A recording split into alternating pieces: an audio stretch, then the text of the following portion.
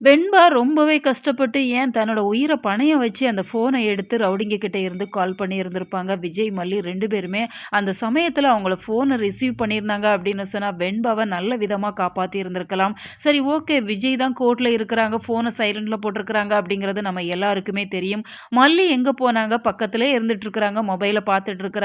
வெண்பாவ கண்டுபிடிக்கிற முயற்சியில தீபனுமே உதவுறாங்க அப்படிங்கிறதுல அவங்க ஃபுல் டைம் ஃபோன கையில வச்சுட்டே தான் இருக்கிறாங்க. அப்படி இருக்கிறப்ப மல்லி ஏன் ஃபோன அட்டெண்ட் பண்ணல அப்படிங்கிறது ஒரு பெரிய கேள்வியா தான் இருந்துட்டுருக்கு. அவங்க ஃபோன் அட்டெண்ட் பண்ணியிருந்தாங்க அப்படின்னு சொன்னா, வெண்பாவுக்கு இப்படி ஒரு நிலைமை வந்திருக்குமா?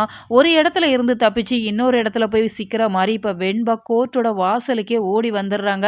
அந்த குழந்தை எவ்வளவு தூரம் தான் ஓடும் பார்க்கறதுக்கே ரொம்ப ரொம்ப கஷ்டமா இருக்கு. இப்ப வெண்பா கோர்ட்டுக்கு வாசலுக்கு வந்தத ரொம்பவே பாசிட்டிவா தான் நம்ம பார்க்கலாம். ஏன்னா கோர்ட்ல விஜய், மயில் 2 பேருமே உள்ள விசாரணையில இருக்கிறாங்க அப்படிங்கிறப்ப, வெண்பா அதே வாசல்ல நிக்கிறாங்க. இப்ப நமக்கு ரொம்ப ரொம்ப பதட்டத்தை ஏற்படுத்த தான் செய்றாங்க.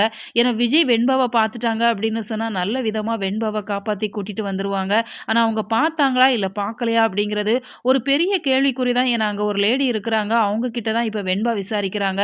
என்ன 2 ரவுடிங்க தொரத்திட்டு இருக்கிறாங்க. என்ன காப்பாத்துங்க ஆன்டி அப்படிங்கிற மாரி அந்த லேடி கிட்ட சொல்றப்ப, அந்த லேடியோட ஃபேஸ் ரியாக்ஷன் நிச்சயமா சரியில்ல அப்படிங்கிற மாரி தான் தெரியுது. அந்த லேடிய பார்க்குறப்பவே குழந்தைகள கடத்தி கைமாத்துற ஒரு கும்பலோட தலைவி மாதிரி தான் தெரியுது அப்படிங்கிறதால நிச்சயமா அவங்க வெண்பாவ காப்பாத்துவாங்களா அப்படின்னு சொன்னா, காப்பாத்துறதுக்கு வாய்ப்பே இல்ல. ஏன்னா கோர்ட் வாசல்ல தான் நிக்கிறாங்க. அங்க நிச்சயமா போலீஸ் இருக்க தான் செய்வாங்க. அவங்க நல்லவங்களா இருந்தாங்க அப்படின்னு சொன்னா, அந்த போலீஸ் கிட்ட ஒப்படைக்க தான் செஞ்சிருப்பாங்க. ஆனா அதையெல்லாம் விட்டுட்டு, "வா நம்ம ஆட்டோல இங்கேருந்து எஸ்கேப் ஆயிரலாம்" அப்படிங்கிற மாரி ஏன் வெண்பாவ கூப்பிடுறாங்க அப்படிங்கிறப்பவே, அவங்க மேல நமக்கு சந்தேகம் வரதான் செய்யுது.